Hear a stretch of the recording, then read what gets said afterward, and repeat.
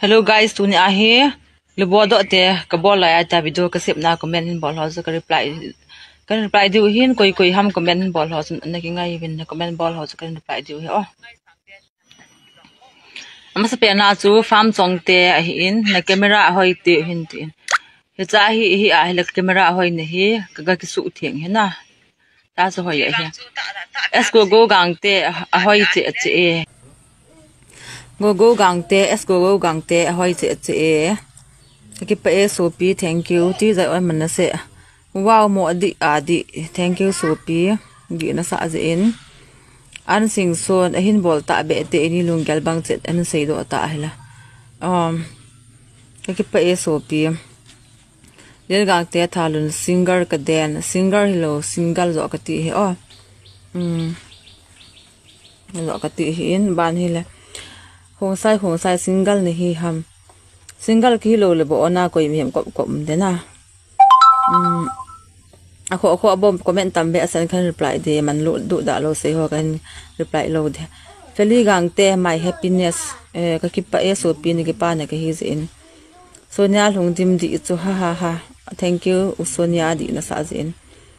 nem ngai neng sis camera na za he hoye nang jong na hoi sel kit ko chan di ho ki min pha jen kan mo nom hana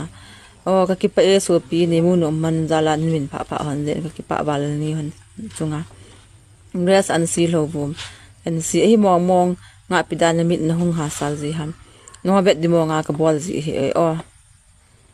thang kulim phau ki la fiu ba chai ni langa na pau kai dan na hial so pau chu za na ka bol the he thank you ka pau kai dan su nal na sa jin ka ki pa e mit su ha hoti de mong he na sei kha thank you so pi sei kha nei sa jin ngam david ku ki mi dai lo aga man hoi lai ta chu ki mi dai lo kaman na umam kamang poi ban ha chamang pi thang mi sa nang hi pi hi prime minister na ba ta hila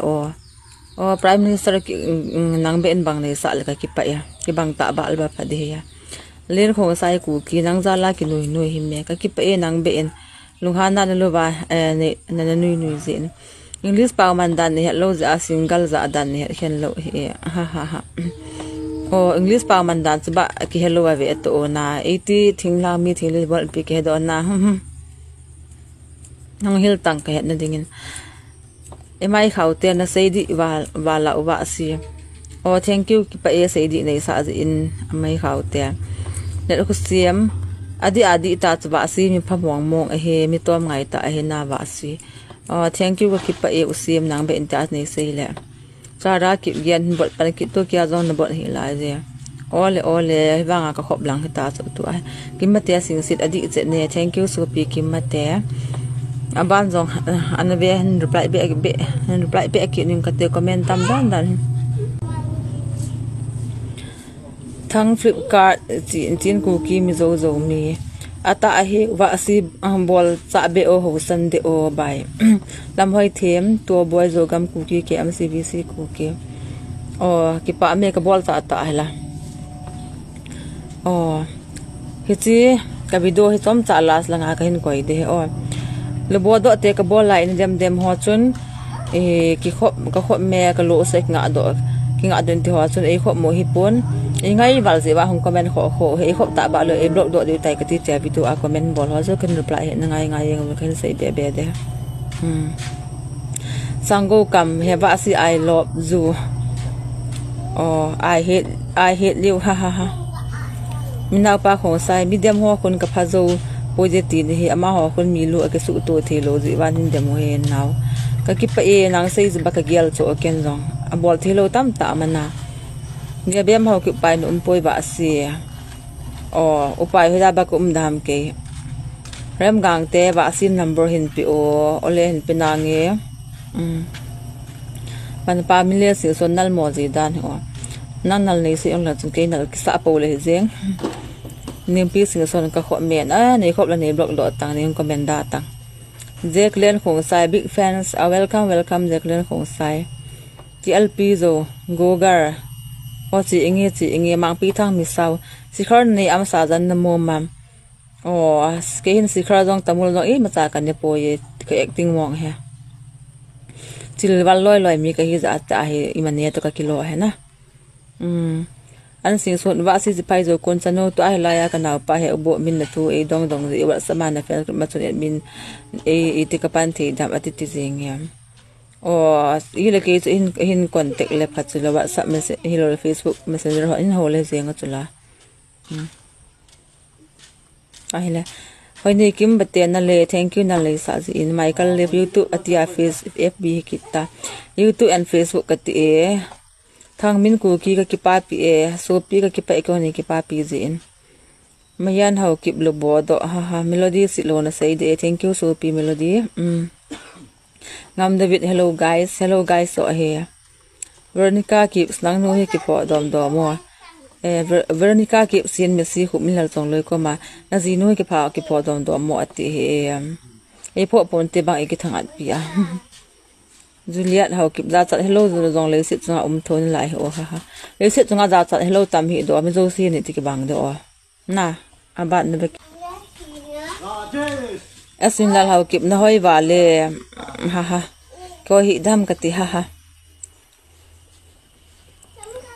Cookie Hero goes down hit hunter season ha ki chai tai tu hit hunter season GPS op pasino he meli ko ma zo do wo kaning ki talwar la o nang zo do din he len mang tu na sing na bol he wa si thank you so pi bol hoi nei sa jin mang cha hau kip wa si no hoi mo pon na sam chu tam jep le ne kilom na dem o ki kilomin te sam tam lo kan kinu dite at least wai phe ka bet da ki nga da o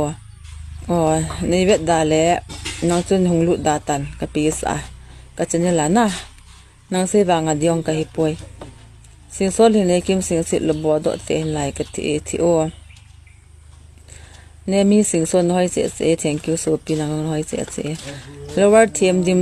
di so thank you so pi di na sa in the mi cha na sei di wale he offer support mi kamu da kitab ba mi jong ga ki blog lo upamena pau te jiuna hi chu o za cha kasei hi chu hing lai pul do nu noi che ba pin ne kha ham ipi kine de da ham ngai kine ai de pi thapa asei di wale ka ki pa e thing boy cha san he ngi di mama e thank you so pi di na sa zen ba ne chin chong loi lubodoh te ka bet no me ke dong be so na ve o ta me mani ba si ne effect chu fu wale thank you fu na sa zen na say di chu ba si is met bin kun thank you so pi nga kim hlovum adi e he o thank you so pi di na sa zen ngam cha ki bia single ta na sei nal ka sa wale lo hal mong im tin ang bang pi dong ka tho jong ha de po so pi thingle ki bol thim mo hoi nun ne mar si khong sai ha thingle ki bol thim mo o ka bole mi je ho swa do ngal more kan ho pi nom warle ne e big fans ki pa me ne ho pi nom le in contact in sim kai zalun mo le mang to sing hai hello hai voi kim khong sai ne e nang jong ne pu khong sai this be thang kong na sei khai lal boy how keep sis na ching mong e so pi nang jong na ching e ke pi ka chi pi da ham suan tak jam suan gal to light din gam tin sei ho kon pi sei on long gal de min na thu he o hengin na sei khai so pi salman lal ku ki how keep ta mela mu lo din na pa mai long de nei mu nom le hong tungo ta mela ka koma ba neo sing sit ki hop ji e o ki hop me ning cha how keep adi e thank you so pi di na sa zen cp khap hong sai man du da man da lo mi ne hi le aneu pe na biren be ho ne khal be ho pi o so pi ma ho ta ko dinga pa mai ka ki se so pi kham nikitai balji ek e cha he o kitai hi da kham jam ching min japang ki pan ding ta ni ki pan dia sei bo ve okay ti chung le ki pam tho to ve Julia na sei di bo mong che o thank you so Julia single chu iti le azat chula e zat na sei chu di na cha junior koi na ngai sang tam junior koi ma cha ngai sang kan nei poi kan ke bu ka ngai sang oi crash nang zo chulung don me bra tu thang chanu kadian noi var li ha thiện ki pa mi hoi nei sa jin David hau ki pati khom mun na anami hizaham anam la na le o kim boy sing sit dong pa to kha vela na so no wa khusi panante wan sar king nangol var le ke ngol long la nang be na si po le tante I thon na sei sang patien thu in ki mang chatang yam mi hem patien thu a ka ki man cha dan dan chi ka man choi ka bol mana patien ta ke mang salo ni hi sal na gel khil tai o so pe hello chan su tan tin comment lubodoh te ka bola idem dem mo te video a comment bolho kan reply ho chu kan reply lo jong tam ta amin mandu da lo si ho ka reply pon jong la gel the mutin ta an comment ho jong next video ting le reply kan bol khit din je tu lo se ten hong lut ki ni comment ho hin reply na video na sim mo nei ti sau je ba kan sim min chu jong le mi comment ho chu ka reply so do zero dis a ka boi da okay ta ka reply le nei nui sat no vin aji chu ai comment dung jui vi chun ho leng a sound dong tam ta ma pha lu di phat kani lo ja hi video kan sim pat hitan nong ho comment ho reply ni nga video kan sim jing de na so pite ho ji chun next tinga video ta video kin am tinga so comment bol ding gi go lang so skin kom ban comment be ki ding he chan cha tai tu ni la a ikiman sa naw le ki comment hon